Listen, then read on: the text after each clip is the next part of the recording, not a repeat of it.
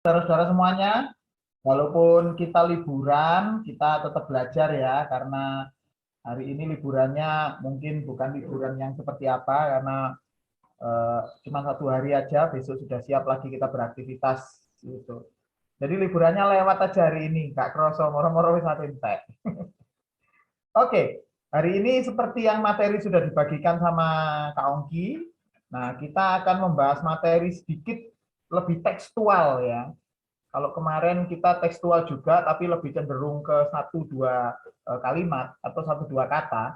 Tapi kali ini kita agak panjang dan ini merupakan satu hal yang mungkin lebih bagus didekati dengan sistem tafsiran gitu. Nanti kita akan melihat bahwa betapa pentingnya sebuah tafsir di sebuah kitab suci gitu ya. Oke. Ini saya langsung ambilkan dari tengah-tengah pengajaran. Jadi sebelumnya di atasnya itu ada, tapi nanti ini untuk minggu depan saja karena yang di atas ini lebih tekstual satu kata begitu. Nah, ternyata di dalam Alkitab kita itu ada bagian di Alkitab kita yang dibaca oleh teman-teman muslim itu dengan cara yang berbeda dengan cara kita membaca. Tapi kebanyakan dari teman-teman saya yang sorry ya, saya ganti kacamata dulu ya, so nggak terlalu jelas lihatnya. Mungkin ada bayangan. Nah, saya lebih jelas.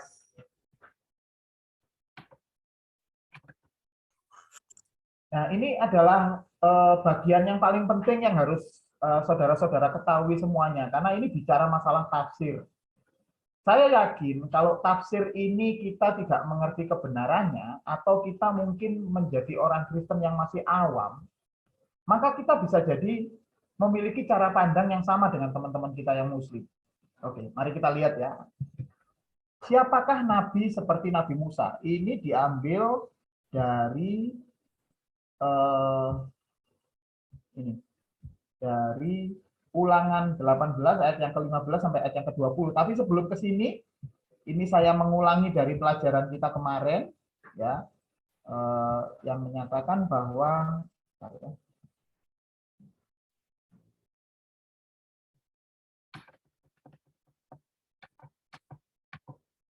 pelajaran kita kemarin saya ulangi sekali lagi. Umat muslim itu percaya bahwa kedatangan Nabi Muhammad itu sudah diramalkan di dalam kitab Taurat dan Injil.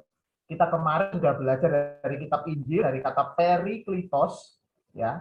Mereka menyebut atau menganggap kata itu adalah periklitos, padahal kata sebenarnya adalah parakletos. Ya, itu adalah roh, ya roh kudus dalam hal ini ya. Nah, tapi kali ini kita akan melihat dari kitab Taurat. Nah, kitab Taurat ini agak sedikit ribet ya. Karena di kitab Taurat itu mereka terutama mengambil dari Ulangan 18 ini karena memang tafsirnya bisa bermacam-macam. Hal ini merupakan penegasan dari adanya pendapat dari seorang rahib dari golongan Airus Nasturi. Kemarin kita sudah belajar siapa Airus Nasturi, ya, yang ketika menemui Nabi Muhammad dan pamannya Abu Thalib pada zaman dinasti Umayyah. Nah, rahib ini namanya Buhairi atau Buhairo, ya. Buhairi atau Buhairo bertanya beberapa pertanyaan kepada Nabi, dimulai dari tidurnya seperti apa, gaya-gayanya setiap hari, gaya ngomongnya bagaimana, dan ditemukan oleh rahib Buhairi ini bahwa Nabi menjawabnya dengan lancar. Maka itu adalah penegasan bagi Buhairi bahwa inilah nabi yang akan menjadi nabi penutup. Inilah yang didengar oleh rahib Buhairo ini sama dengan yang didengar selama ini. Perlu diketahui ya, rahib Buhairo ini Kristen gitu. Kristen dari golongan Airus Nasturi. Nah, maka rahib ini berkata, "Oh, ini memang adalah nabi yang terakhir yang akan dipanggil menjadi nabi yang terakhir." Dan apalagi ditemukan sebuah konfirmasi bahwa menurut rahib Buhairo ini ditemukan ada cap kenabian di antara kedua pundaknya di belakang sini ya. Ada cap kenabian. Kalau kita di orang Jawa ngomongnya to gitu. Nah, lanjut. Ini ditegaskan juga di dalam surah mereka, di dalam surah As-Saff pasal yang surah As-Saff 6 kita kemarin sudah belajar. Jadi mulai dari kata per kata, tafsir kita sudah belajar juga. Kita sudah tahu ya bahwa di surat As-Saff itu menegaskan bahwa Nabi Muhammad itu ada di dalam kitab Taurat dan Injil gitu. Dan kemudian ada pembicaraan, ada sebuah pembicaraan dari Khalifah Al-Mahdi dengan Uskup Timotius I. Siapa Uskup Timotius I? Dia adalah pemimpin gereja Assyria Timur. Ketika itu, Khalifah Al-Mahdi itu mengirimkan surat. Ya, surat yang menyatakan bahwa Yesaya 21 ayat yang ke-7, Yohanes 14 ayat yang ke-26, Yohanes 15 ayat yang ke-26 itu sebagai bukti bahwa keberadaan Nabi Muhammad itu sudah dinubuatkan di dalam Taurat, kitab nabi-nabi, dan juga di dalam Injil. Mengapa dengan mudah Khalifah Al-Mahdi itu langsung mengirim surat kepada Timotius? Karena pada saat itu gereja Assyria Timur di Mesopotamia itu berada di bawah kekuasaannya Khalifah Al-Mahdi. Jadi ya dikirimi surat ya dibaca-baca gitu aja ya. Nah, itu juga yang dilakukan oleh Ibnu Hisham di dalam sirahnya, sirah Nabawiyah itu. Dan Ali bin Rabban atau Bari yang wafat pada tahun 855 Masehi. Dan kemudian Abu Walid Al-Baji yang hidup pada tahun 1012 dan 1081. Tapi semua klaim ini ditolak oleh gereja. Mulai pada zaman Timotius I, ya tadi ya Timotius I, ini ditolak.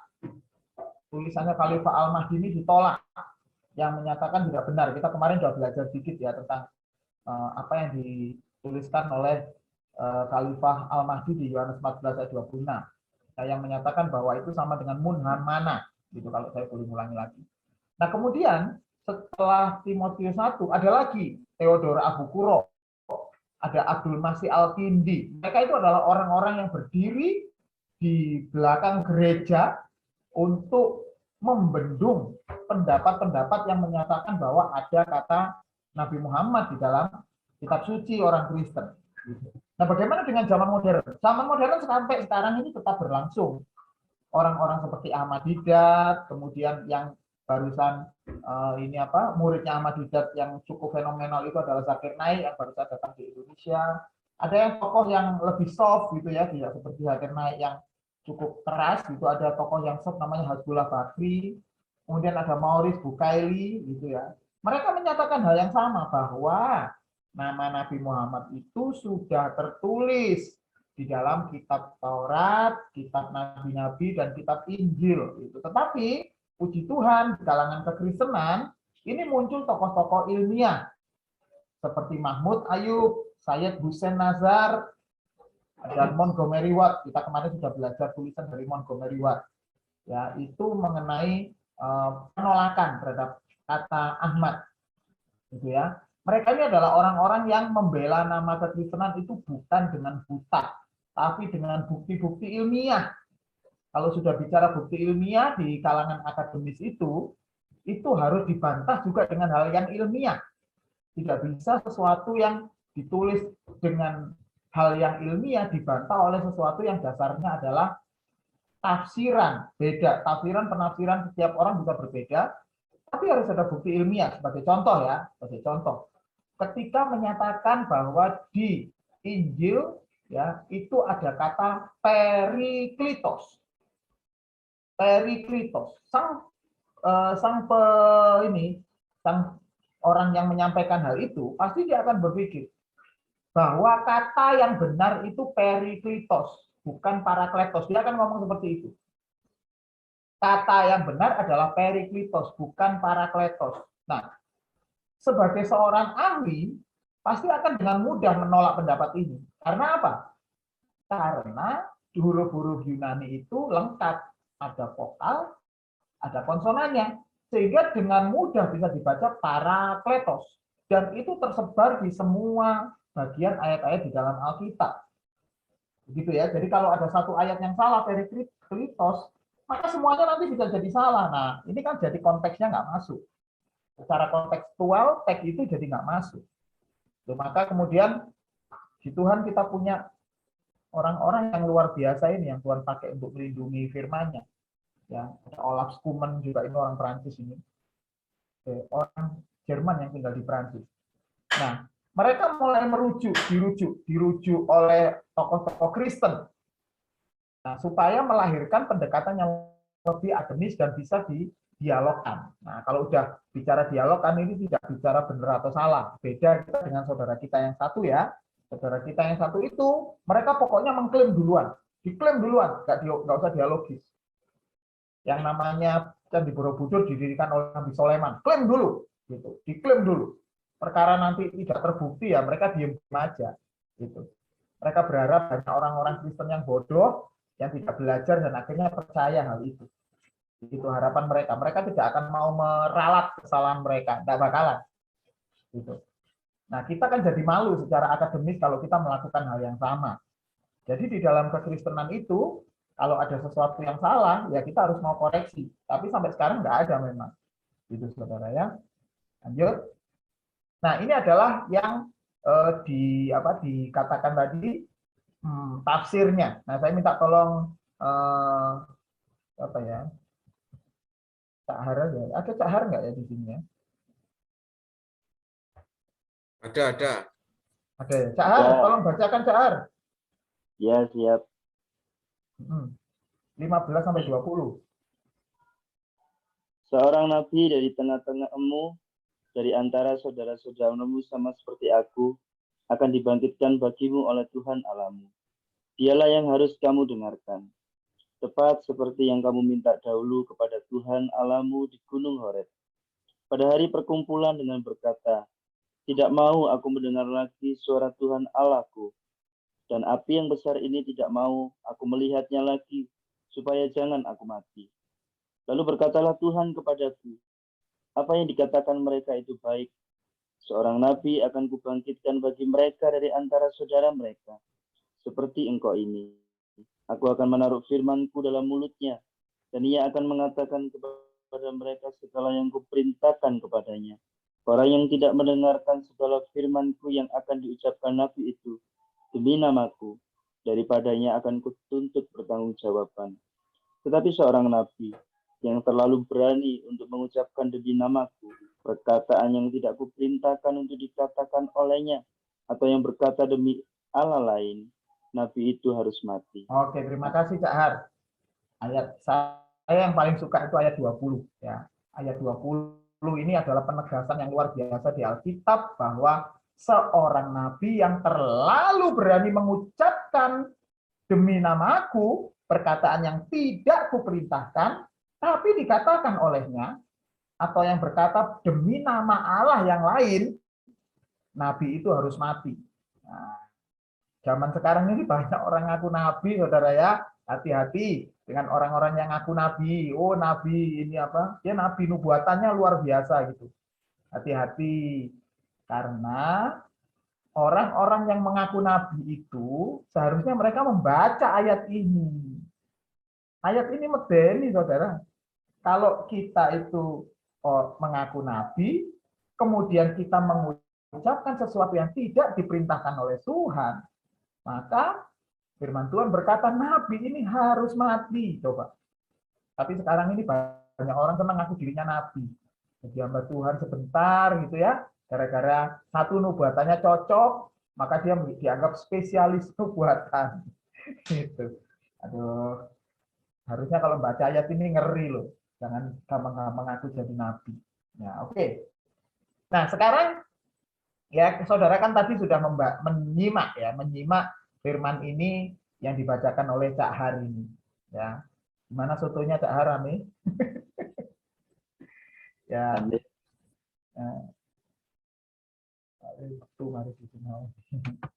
Nah, itu ya. Jadi yang dibacakan Cak Har ini tadi ya, Haryadi Hari itu tadi, Pak Haryadi Hari, Bung Haryadi Hari. Nah, coba saudara bayangkan bahwa ayat ini di kepala teman-teman kita yang muslim, ini ayat ini sangat kuat sekali menegaskan bahwa ini adalah Nabi Muhammad. Saya baca sekali lagi ya.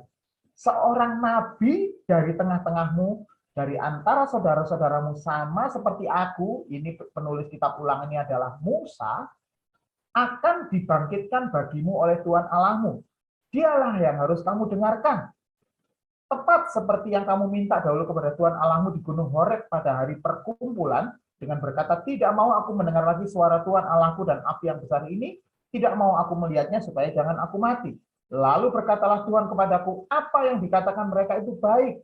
Seorang nabi akan kubangkitkan bagi mereka dari antara saudara-saudara mereka, supaya engkau ini aku akan menaruh firman di dalam mulutnya. Dan ia, sorry, ada yang salah baca tadi.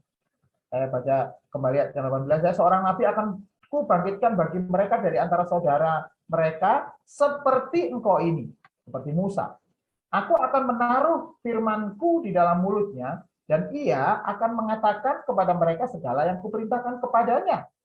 Orang yang tidak mendengarkan segala firmanku akan diucapkan nabi itu demi namaku, daripadanya akan kutuntut pertanggungjawaban. Tetapi seorang nabi yang terlalu berani untuk mengucapkan demi namaku perkataan yang tidak kuperintahkan untuk dikatakan olehnya, atau yang berkata demi nama Allah lain, nabi itu harus mati. Coba perhatikan.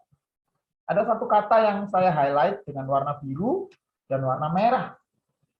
Seorang nabi dari tengah-tengahmu, dari antara saudara-saudaramu akan dibangkitkan bagimu oleh Tuhan Allahmu. Dialah yang harus kamu dengarkan. Jelas perkataannya ini nabi, ya. Nabi. Gitu. Ini adalah nabi. Maka ketika ayat ini dibaca oleh teman-teman kita yang muslim, langsung pikiran mereka seperti ini. Langsung. Bahwa ini adalah nubuatan untuk Nabi Muhammad. Subhanallah, berarti ada ayat yang dipakai untuk menubuatkan tentang Nabi Muhammad. Padahal ini tidak ada kata Muhammad. Ya, tidak ada kata Muhammad. Tidak jelas katanya. Karena memang tulisannya seorang nabi dari tengah-tengahmu, dari antara saudara-saudaramu. Tidak jelas siapa namanya. Tapi membaca ini, maka mereka akhirnya mencari kesimpulan. Mencari simpulan-simpulan dari kata-kata kunci di sini. Yang pertama, seorang nabi dari antara saudara-saudaramu. Dari antara saudara-saudaramu, sama seperti aku, sama seperti Musa. Begitu. Ya. Nah, mari kita lihat cara teman-teman kita Islam itu mencari kebenaran dalam tanda petik dari ayat ini supaya ini sesuai dengan Nabi Muhammad. Nah, menurut tafsiran Islam, ayat yang ditulis oleh Musa ini ditujukan kepada Bani Israel. Ya, ditujukan kepada Bani Israel. Aku akan membangkitkan seorang nabi dari tengah-tengahmu, dari antara saudara-saudaramu yang seperti aku, gitu ya. Kira-kira yang tafsiran bebasnya gitu, yang sama seperti aku akan dibangkitkan, harus sama seperti Musa, gitu. Kita tahu bahwa Israel itu adalah keturunan dari garis anak Abraham yang dari Iskak, ya kan? Itu bangsa Israel. Karena ayat ini untuk bangsa Israel, maka ya Israel itu kan keturunan dari Ishak. Nah, saudara Ishak itu siapa? Ismail. Lagi ya, saya baca sekali lagi. Sorry, saya bolak-balik ya teman-teman semuanya, supaya menunjukkan ayat ini bisa disalahartikan gitu. Seorang nabi dari tengah-tengahmu, dari antara saudara-saudaramu, tuh saudaramu, kan Ishak itu saudaranya adalah Ismail, gitu. Dari keturunan Ismail. Nah, ada lagi, ada. Sehingga nabi yang dijanjikan itu harus keturunan Ismail. Karena seorang nabi itu yang akan dibangkitkan ya dari saudaramu, dari Ismail. Dengan demikian, nubuat ini sebenarnya tepat kalau diterapkan kepada Nabi Muhammad. Gitu. Nabi Muhammad itu memiliki kesamaan yang cukup sama dengan Nabi Musa. Sama. Ya. Ingat ayat ini tadi ngomongnya, seorang nabi dari tengah-tengahmu, dari antara saudara-saudaramu, sama seperti aku, sama seperti Musa. Maka dicarilah persamaan Nabi Muhammad dengan Musa. Yang pertama, Nabi Musa dan Nabi Muhammad lahir dari sepasang suami istri secara wajar. Punya ayah, punya ibu. Musa punya ayah, punya ibu. Nabi Muhammad punya ayah, punya ibu, punya, wajar. Sekarang pertanyaannya, kalau ini dipaksakan diterapkan kepada Yesus, masuk nggak?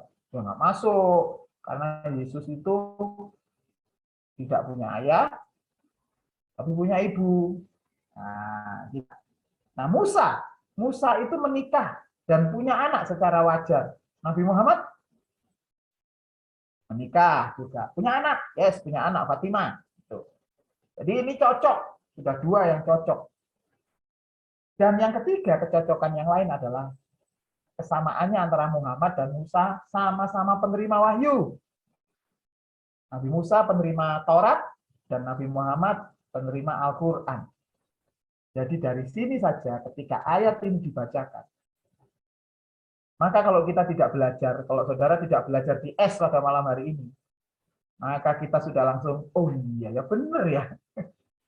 Ini tidak cocok diterapkan untuk Yesus. Karena Yesus itu tidak sama seperti Musa, padahal ayatnya jelas teksnya. Sama seperti aku, seperti Musa. Yesus ayahnya nggak jelas. Kemudian yang kedua, Yesus itu nggak punya anak, nggak punya istri, nggak menikah. Yang ketiga, Yesus itu tidak menerima wahyu. Mana wahyunya Yesus? Nggak ada.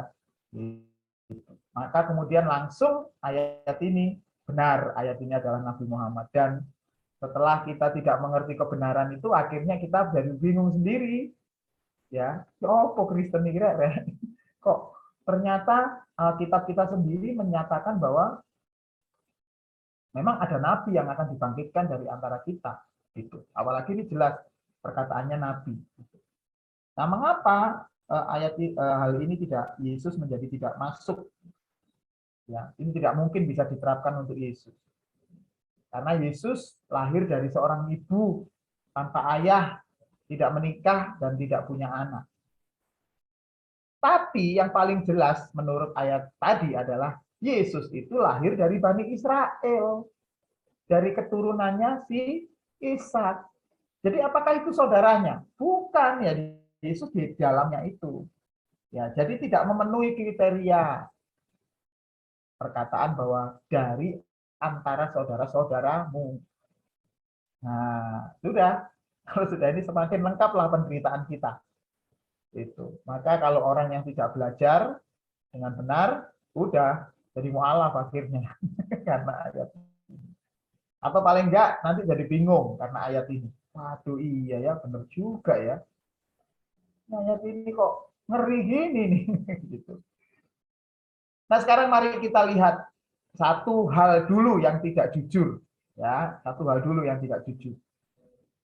Mereka juga merujuk kepada kitab yang lain, yaitu di kitab Ulangan 34 ayat yang ke-10. Ulangan 34 ayat yang ke-10. Mereka berkata seperti ini. Seperti Musa yang dikenal Tuhan dengan berhadapan muka, tidak ada lagi nabi yang bangkit dari antara orang Israel. Tuh. Konsisten ya. Ulangan 34 ayat yang ke-10 menyatakan tidak akan ada nabi lagi yang dibangkitkan dari antara orang Israel. Jadi Yesus nggak masuk, sama sekali tidak. Begitu. Saudara, sebenarnya ayat ini tidak seperti itu artinya. Itulah makanya kalau kita menelan mentah-mentah Alkitab bahasa Indonesia itu seperti itu. Artinya ayat ini adalah tidak ada nabi yang kedekatannya sama seperti Musa, kedekatannya pada Tuhan ya. Sama seperti Musa, maksudnya seperti itu. Bukan tidak ada lagi nabi yang bangkit di antara orang Israel. Ya, kita baca lagi ya, pelan-pelan bahasa Indonesia-nya. Seperti Musa yang dikenal Tuhan dengan berhadapan muka. Tidak ada lagi nabi yang bangkit di antara orang Israel. Maksudnya tidak ada lagi nabi yang sama seperti Musa yang bisa berhadapan muka dengan Tuhan. Itu maksudnya itu. Tapi karena terjemahan Indonesia ini, ya terjemahannya saya nggak tahu ya ini bagaimana, tapi ya maklumlah, mungkin waktu itu tidak secanggih sekarang ya. Orang tidak semua bisa bahasa Ibrani, atau mungkin ada pemilihan kata-kata yang tidak ditemukan pada saat itu ya, maklum, bukan berarti terjemahan salah, tidak, cuma kurang jelas. Nah, mari kita lihat bahasa aslinya. Ulangan 34 ayat yang ke-10. Kita baca. Mulai dari yang pertama ini ya. Ya. Wulo kam nabi. Ya, ini bentar saya kasih tanda aja.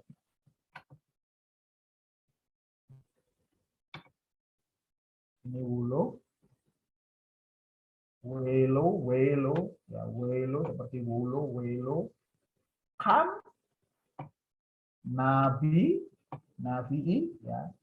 Nabi, ya. Ot Bu Yisrael, B Yisrael bukan Bu ya, B Yisrael. Kumose Asher di sini Asher Yudea, ya. Asher Yudea Yehwah. Ini bacanya Yehwah, tapi kita nggak boleh. Kita harus menghormati orang Israel yang ketika bertemu dengan huruf-huruf 4 huruf tetragrammaton, mereka akan membacanya dengan Adonai atau Hashem. Ya. Asher Yuda Adonai Panim El Panim. Nah, ini ada kata yang mesti perlu diperhatikan. Panim El Panim. Ya. Dalam bahasa Indonesia, dalam terjemahan Indonesia itu ditulis seperti Musa yang dikenal Tuhan dengan berhadapan muka. Padahal kata ini diulang, panim el panim. Maksudnya adalah muka dengan muka. Yang ketemu secara langsung dekat. Maksudnya seperti itu. Tidak ada lagi nabi yang dibangkitkan, kam, ya, wulo kam, wulo, lo itu tidak ada nabi yang dibangkitkan di antara orang Israel. Jadi maksudnya tidak ada nabi, tidak ada orang yang besar selain Musa. Itu kira-kira seperti itu ya. Selain Musa dalam hal kenabian. Mengapa? Karena Musa itu berhadap-hadapan, muka dengan muka, dekat sekali dengan Tuhan. Gitu. Jadi kalau terus kemudian ayat tadi diterjemahkan ini kan jadi rusak semuanya. Oh, berarti tidak ada nabi yang dibangkitkan dari orang Israel. Berarti Yesus itu kan orang Israel, tidak mungkin. Jadi Yesus tidak masuk kriteria yang ada di Ulangan 18 tadi. Nah, gitu. Kalau sampai di situ, penjelasannya sampai di situ, maka kita bisa jadi mualaf, langsung jadi mualaf. Gitu. Nah, mari kita lihat Ulangan 18 ayat yang ke-15. Ya, ini ayat penting kita pada malam hari ini. Ayat yang luar biasa, yang seringkali disalahartikan. Dibuka dengan kata nabi, di sini. Ya. Nabi, ini ngambil belajar bahasa Ibrani ya. Nabi, yang saya kasih merah adalah mikir BK.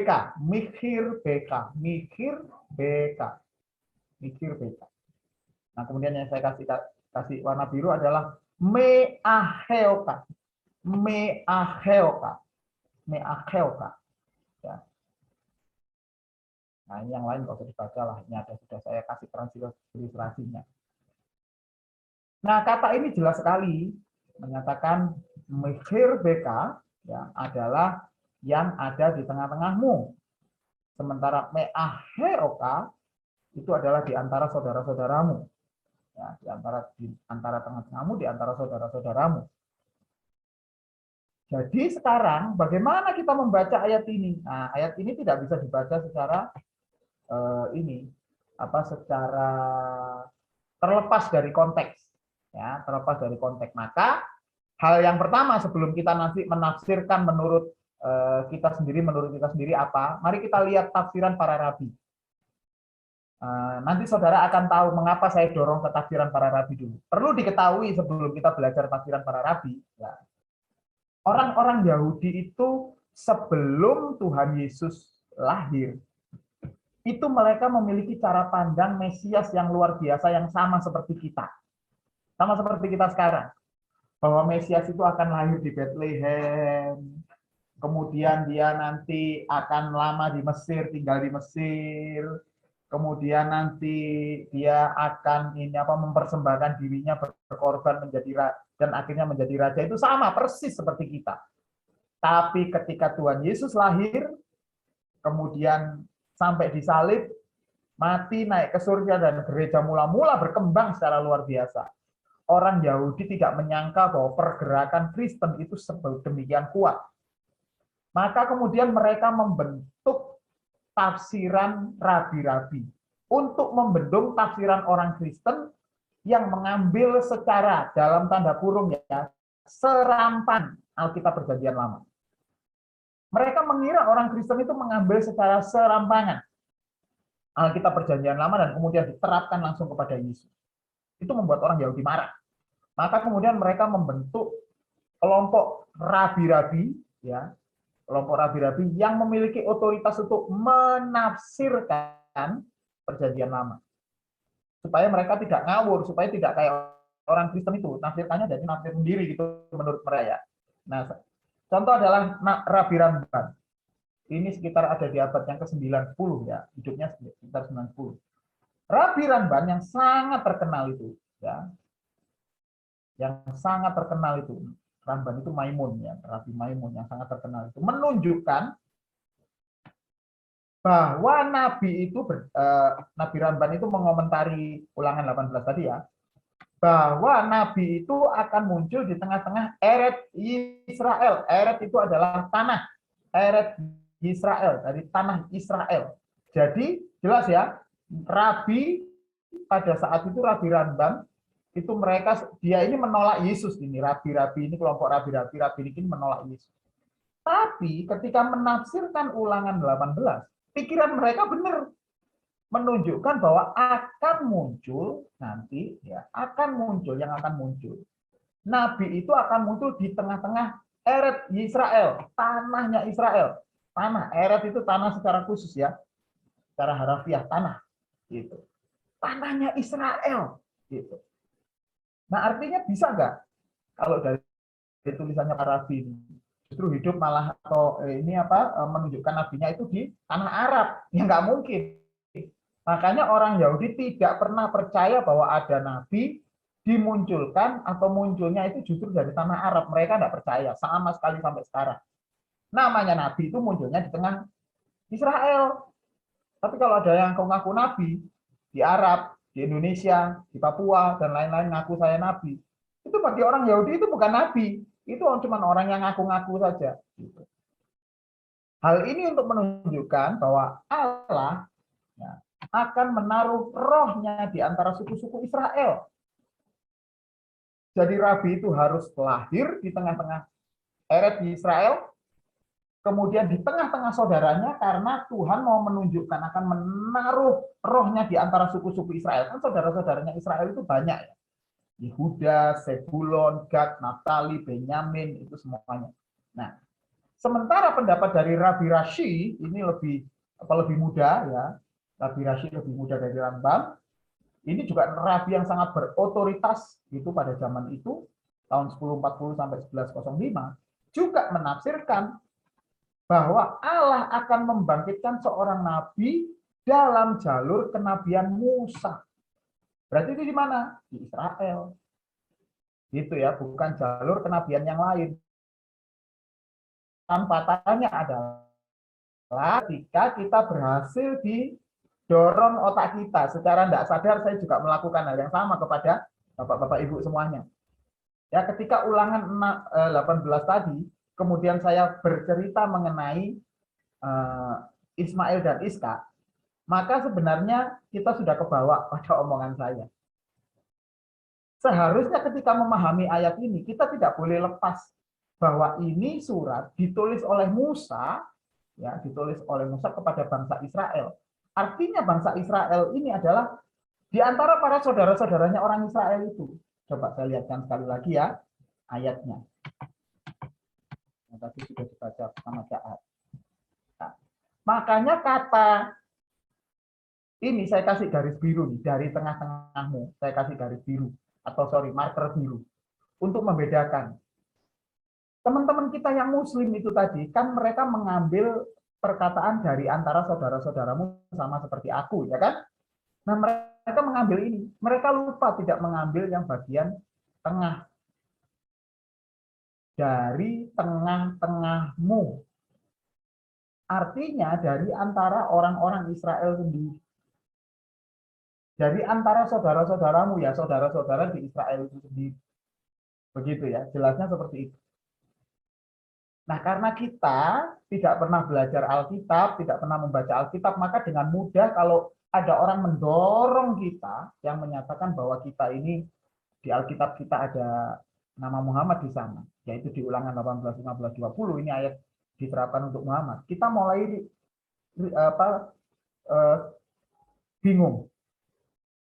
bingung, mulai galau, ya jangan-jangan benar ya. Gitu. Maka saudara, sekali lagi saya dorong dari tempat ini. Ya. Please, isi hidup kita dengan firman Tuhan. Yuk, setiap hari kita isi dengan firman Tuhan, membaca firman Tuhan supaya tidak mudah disesatkan. Gitu. Nah, oke, lanjut.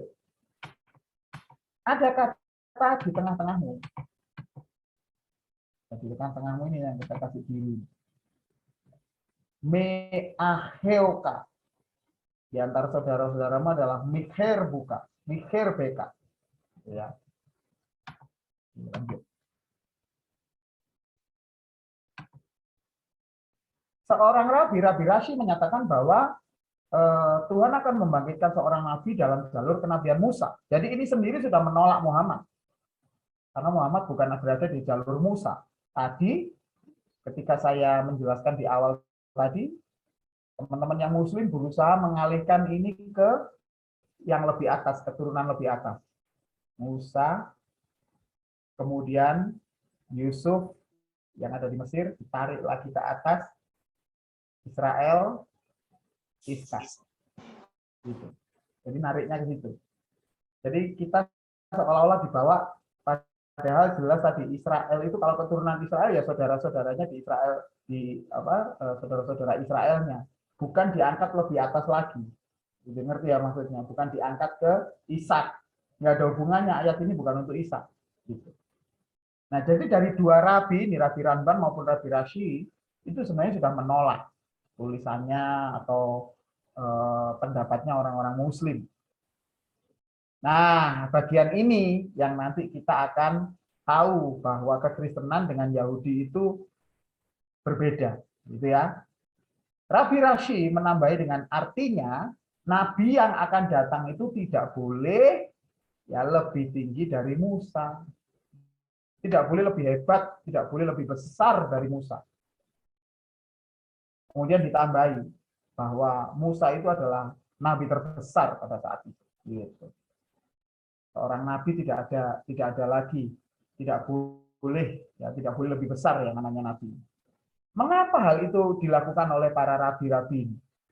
Karena para rabi ini berusaha untuk menghindari bahwa ayat ini adalah penggenapan untuk Yesus Kristus. Gitu. Sebelum para rabi itu ada, sekali lagi yang saya tadi sempat katakan ya, sebelum para rabi itu ada, masa-masa itu ketika orang Israel menafsirkan Ulangan 18 ayat yang ke-17 sampai 20, itu di pikiran mereka itu nanti akan ada Mesias dengan rohnya, ya dengan roh kudusnya yang akan dibangkitkan oleh Tuhan. Itu gitu.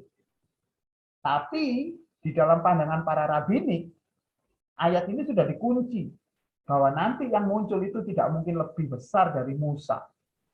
Gitu. Padahal sebenarnya pendapat mereka seperti ini bertentangan dengan Talmud mereka, dengan kitab suci mereka ya, bukan kitab suci ya. Talmud itu kitab kedua mereka yang mereka sangat percaya, bertentangan. Karena di dalam Talmud ini mungkin untuk minggu depan juga ya, untuk tambahan minggu depan aja. Karena ini lebih ribet. Di dalam Talmud menyatakan bahwa Tuhan itu, Mesias itu, di dalam dirinya ada manusia dan ada unsur ketuhanannya. Kan tidak mungkin ini lebih rendah dari Musa. Musa manusia biasa. Gitu. Ya, tapi untuk melindungi para rabbinik ini berusaha untuk melindungi supaya jangan banyak orang jadi Kristen, maka mereka berusaha membuat kesimpulan sendiri. Itu tidak boleh lebih tinggi dari Musa, padahal teksnya itu tidak ada. Kita lihat. Bagaimana dengan kebenarannya? Kebenaran dari yang kita pelajari pada malam hari ini. Perlu diketahui bahwa gereja mula-mula sudah lebih dulu menetapkan bahwa di dalam Ulangan 18 ayat 15 sampai 20 adalah nubuatan untuk Yesus Kristus. Mari kita baca sekali lagi. Masuk enggak ini kalau diterapkan untuk Yesus Kristus? Seorang nabi dari tengah-tengahmu, dari antara saudaramu, Musa ya, sama seperti aku, sama seperti Musa, akan dibangkitkan oleh Tuhan Allahmu. Dialah yang harus kamu dengarkan. Tepat seperti yang kamu minta dahulu kepada Tuhan Allahmu di Gunung Horeb. Pada hari perkumpulan dengan berkata, tidak mau aku mendengar lagi suara Tuhan Allahku. Dan api yang besar ini tidak mau aku melihatnya lagi, supaya aku jangan mati. Orang Israel menolak mendengar kata-kata mendengar firman dari Tuhan. Lalu berkatalah Tuhan kepadaku, apa yang dikatakan mereka itu baik. Seorang nabi akan kubangkitkan dari antara mereka, dari antara saudara-saudara mereka, seperti engkau ini. Aku akan menaruh firmanku di dalam mulutnya, dan ia akan mengatakan kepada segala yang kuperintahkan kepadanya. Persis, ini Yesus banget gitu. Orang yang tidak mendengarkan segala firmanku yang akan diucapkan nabi itu demi namaku, daripadanya akan kutuntut pertanggungjawaban. Benar kan? Memang orang-orang yang tidak percaya sama Yesus, ya pasti masuk neraka. Gitu. Tetapi seorang nabi yang terlalu berani untuk mengucapkan demi namaku perkataan yang tidak kuperintahkan untuk dikatakan olehnya, atau yang berkata demi nama Allah lain, nabi itu harus mati. Tadi sudah saya jelaskan ya. Jadi dari sini jelas, saudara, bahwa gereja mula-mula tidak salah menerapkan Ulangan 18 ini, 18, 15 sampai 20 itu sebagai nubuatan untuk Yesus Kristus. Begitu. Hal itu didasarkan banyak hal.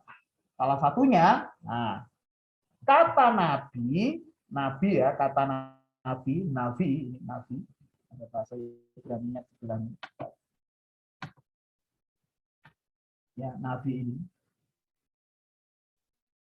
Setiap kata-kata Yahudi maupun Yunani itu memiliki tenses. Tenses ini juga harus kita perhatikan, gitu ya. Jadi saudara-saudara tidak hanya mengerti membaca Alkitab, membaca tulisan Ibrani, tapi harus mengerti tensesnya. Karena dari tenses ini kita tahu sebenarnya ini untuk siapa. Nah, tensesnya untuk kata nabi dalam Ulangan 18 ayat 15 dan 20 itu tensesnya adalah non, kata benda, common maskulin, pria, dan ini yang penting, singular absolute. Artinya ini diterapkan, nabi ini akan diterapkan untuk satu orang. Sementara para rabi supaya menghindari bahwa ini diterapkan pada Yesus, mereka berkata itu plural. Kata nabi itu plural. Jadi banyak. Padahal jelas-jelas secara sistematika itu adalah singular. Apalagi kalau kita lihat konteks, ya lihat konteksnya. Sekali lagi kita bicara konteks. Di dalam Ulangan 18 ayat yang pertama, dikatakan bahwa ayat ini ditujukan kepada Imam Lewi. Ayat ini ditujukan kepada Imam Lewi. Bentar ya, saudara ya. Saya tunjukkan Ulangan 18 ayat yang pertama. Sebentar, agak bersabar ya. Ulangan 18 ayat yang pertama. Ini masih saya nyalakan Bible Word saya. Bible Word saya adalah Bible Word kuno. Jadi bagi teman-teman yang punya Bible Word versi 10, saya mohon maaf, saya senang sekali pakai versi 8 karena so simple ya. Ulangan 18 ayat yang pertama. Sudah saya buka. Mari kita lihat teman-teman.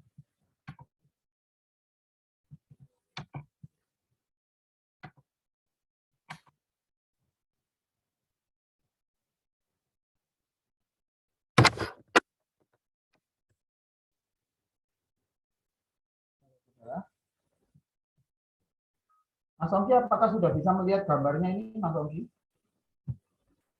Aman, Ustadz, aman. Aman ya? Ya. Oke, mari kita lihat. Coba ikuti kursor saya yang ini ya, saudara ya. Nah, ini kursor saya. Di dalam Alkitab Bahasa Indonesia, itu tulisannya begini. Imam-imam orang Lewi seluruh suku Lewi, janganlah mendapat bagian milik pusaka bersama-sama orang Israel. Nah, kita lihat di King James Version. King James Version. The priests, the Levites, and all the tribe of Levi ya, Levi, shall have no part nor inheritance with Israel. Gitu. Nah, mari kita lihat tulisan aslinya. Le Yahweh, ya oke, saya ada ininya ya, ada PPT-nya. PPT-nya aja supaya lebih besar. Karena saya sudah menulis PPT. Nah, ini tadi ya. Dalam ayat 18 ayat yang pertama. Nah, kepada imam-imam Lewi dan seluruh suku Lewi. Lekohanim ya. Halewayim, Kol Saber Levi. Halevi. Jadi arti sebenarnya adalah kepada imam-imam Lewi dan seluruh suku Lewi. Jadi ayat ini ditujukan bukan untuk bangsa Israel.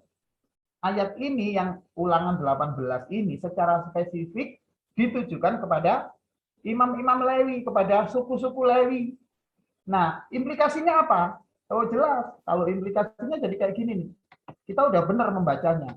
Tafsir kita udah benar. Ulangan 18 ayat yang pertama. Ayat 15. Ya. Seorang nabi dari tengah-tengahmu, dari antara saudara-saudaramu sama seperti aku. Nah, ini bukan untuk Israel. Tetapi untuk suku Lewi. Nah, saudara-saudaranya suku Lewi siapa? Ya, suku Yehuda, suku Gad, suku Zebulon, suku Benyamin, gitu ya. Jadi ini sudah benar ini. Seperti gereja mula-mula berkata, ini ayat ini sebenarnya sangat mesianik sekali. Gitu. Jadi sudah jelas ini ya. Mengenai makna ini tadi ya. Ini Mikodekal ya. Mengenai makna mikher buka dan me'ahoka ini maknanya ini kita sudah jelas, kita bahasa Indonesia sudah jelas. Seorang nabi dari tengah-tengahmu, dari antara saudara-saudaramu. Nah, ini adalah jelas menunjuk kepada bangsa Israel sendiri di antara saudara-saudaranya Lewi. Jadi ini sama sekali bukan diolor ke Ishak, diolor ke Ismail, nggak ada urusan sama Ishak sama Ismail. Itu ya, saudara-saudara. Jadi saya kira untuk sementara cukup karena nanti supaya waktunya kita tidak terlalu lama, dan minggu depan akan saya lanjutkan dengan tulisan-tulisan di Talmud gitu supaya lebih jelas lagi. Jadi dari sini kita bisa menyimpulkan bahwa ayat di dalam Ulangan 18 ayat 15 dan 20 itu sangat lemah kalau itu diterapkan kepada Nabi Muhammad. Karena Nabi Muhammad tidak ada di tengah-tengah orang Israel, tidak ada di tanah Israel. Apalagi Nabi Muhammad keturunan dari orang-orang Israel, sama sekali tidak ada. Maka disinilah kemudian kita bisa menyimpulkan bahwa Nabi itu berasal dari keturunan Israel. Tidak ada Nabi yang berasal dari keturunan lain. Semua harus berasal dari keturunan Israel. Loh, Yesus berarti disebut Nabi dong. Benar kalau gitu Kak Ustadz. Nah, Yesus itu selain dia juga adalah guru, rasul, dia juga disebut sebagai nabi. Di dalam Alkitab ada. Jadi semua, Tuhan, dia Allah, yes, dia adalah Allah. Tapi semua sebutan itu dikenakan pada Yesus, termasuk dia adalah nabi. Gitu. Jadi kemudian jangan berpikir bahwa lo itu kan menunjuknya langsung kepada nabi ya. Berarti Yesus itu kan bukan nabi. Ya benar, setuju. Tapi di Alkitab kita di Perjanjian Baru menunjukkan Yesus itu guru ya, dia nabi ya, guru itu pengajar maksudnya, dia imam, Ya, dia juga imam besar. Imam besar kita, tapi dia adalah Tuhan. Dia adalah Allah. Dia anak Allah, dia anak manusia. Banyak sekali gelarnya Yesus itu. Jadi dari sini kita tahu, saudara-saudara semuanya ya, bahwa Alkitab di Perjanjian Lama itu penuh dengan nubuatan kepada Tuhan Yesus Kristus. Full nubuatannya kepada Tuhan Yesus Kristus. Oh, betapa dahsyatnya. Ya, jadi Alkitab Perjanjian Lama dan Perjanjian Baru kita jelas. Ya, Perjanjian Lama nubuatan tentang Yesus, dan Perjanjian Baru itu cerita tentang Yesus. Jadi kalau mau dirangkum Alkitab kita itu Yesus. Sudah, itu aja. Oke, saya kira cukup penjelasannya sampai di sini dulu.